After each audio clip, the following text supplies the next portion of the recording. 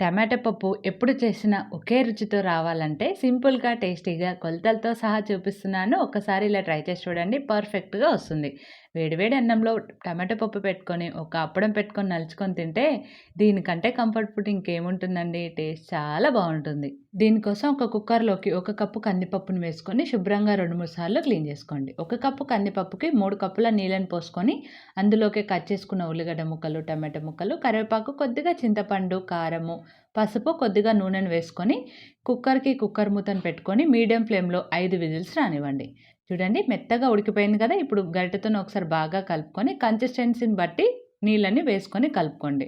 ఇప్పుడు రుచికి తగినంత ఉప్పు కూడా వేసుకొని పప్పుని మరిగించుకోండి. పప్పు మరుగుతూ ఉన్నప్పుడు పోపు కోసం కొద్దిగా ఆయిలు, పోపు దినుసులు, కట్ చేసుకున్న వెల్లుల్లి, ఎండుమిర్చి, కరివేపాకు, కొద్దిగా పసుపు కూడా వేసుకొని ఫ్రై చేసుకొని పప్పులోకి వేసుకొని మరొక నిమిషం మరిగించుకొని కొత్తిమీర చల్లుకున్నారంటే టమాటా పప్పు రెడీ.